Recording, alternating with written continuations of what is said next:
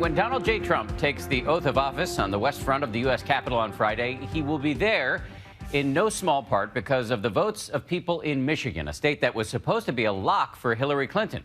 Tonight, ABC's Terry Moran goes to Michigan to hear how Trump voters feel about their choice now. Only in the Midwest does somebody actually stop. So nice.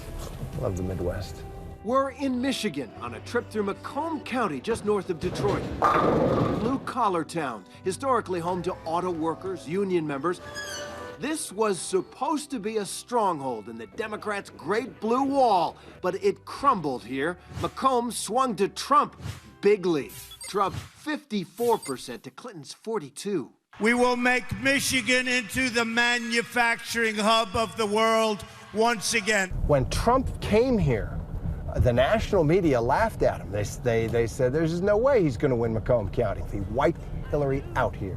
So we want to find out what the people of Macomb County feel as the inauguration arrives. Our first stop, Lori's Cafe in Warren. So this is a place which has been very hard hit by free trade and the movement of jobs overseas, and people very, very dissatisfied. Some see President-elect Trump more as someone who'd fit in around here rather than an elite Manhattan business mogul.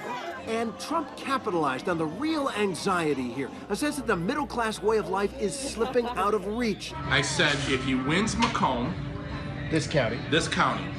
if he keeps Oakland County close, which he did, he's got a shot at winning Michigan. That's how he won. And it's how he did it. He flipped, and I know nationally, he flipped 200 counties. Now, with all due respect, Vladimir Putin didn't do that. The voters did. Still, these Midwesterners aren't completely happy about Donald Trump and his antics, especially on Twitter. They say they could teach him something about manners. My mother always told me if you have nothing nice to say, don't say nothing at all.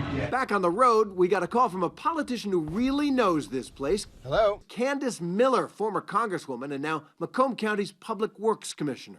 I think Trump would win by an even bigger margin today. Wow. Why? While he was talking about currency manipulations and losing our jobs to Mexico, Hillary was talking about identity politics, about what bathroom people were supposed to use, and we just couldn't get it. We were just like, we want to go to work here. Any other place you think we should try? Let's go to bowling alleys. Bowling alleys is where you find everybody. And what do you know? A couple of minutes right down the road, we found Shelby Lanes. Figured we'd knock some pins around. We meet Jason Magic. He's a local magician and comedian, and he's thinking about our new president in an unusual way. How are you sleeping now, leading up to the inauguration? You okay? I feel like I've asked a girl out on a date and she hasn't said yes yet. I'm just waiting. I'm like, oh, this could either go really good or this could go either bad. That anticipation is where I'm at right now. After spending October crisscrossing the country during the lead up to the election, it's easy to understand that apprehension. God, what else can happen in this election? We went places where the enthusiasm Trump stirred was palpable, but so was the anger. The corporate media in our country is no longer involved in journalism. They're a political special interest, no different than any lobbyist or other financial entity with a total political agenda. That's a little bit much. Nazi media. I think you drew the swastika incorrectly, but we get the message. I also traveled to western Pennsylvania. These are working class, white communities, away from major metropolitan areas. Like Macomb County, this community was also hit hard by the changing economy. How many of you have been affected by job loss? Could you do that again? How many of... Pretty much everybody. Here, the divide in our country came into perfect focus. Let's pretend I'm a Hillary person. No. That bad, huh? Would we be able to talk? Would we be able to say, here's what I believe? No. Why not? This whole class is Trump. How are we gonna run the country together?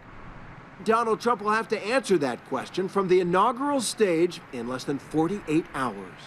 The country is divided, and Donald Trump has a tough task ahead of him to bring the nation together. Many Americans are looking to his inaugural address as that first step.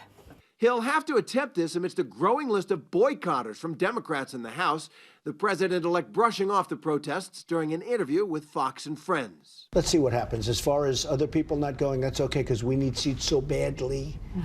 I hope they give me their tickets. Another item dogging Trump's team, ongoing confirmation hearings. Can you assure this committee that you will not cut $1 from either Medicare or Medicaid? Senator, I believe that the metric ought to be the care that the patients are receiving. I take that as a no. Kellyanne Conway remaining positive on GMA. We certainly hope and expect that we'll be able to have a peaceful transition of government, which includes having a cabinet in place. Realistically, in all likelihood, Donald Trump will not have all of his cabinet nominees confirmed by Monday. And that's one hurdle the new president's going to have to overcome during his first work week in Washington.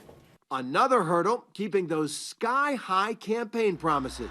We will build a great wall, and Mexico will pay for the wall 100%. Now, he says American taxpayers are going to pay for the wall up front, and he promises Mexico will reimburse the U.S. But at our last stop in Michigan, a Midwestern classic, the Great Skate Roller Rink, life goes on. It's our lucky night. This is family skate night and scout night. And when in Macomb County, do as the locals do, though it's been years since I skated. So most of them are on the back. Just off the rink, Girl Scout troop leader Kim Newman proudly showed off the badges her 8-year-old daughter Brianna earned. So the girls are in full swing with selling their cookies.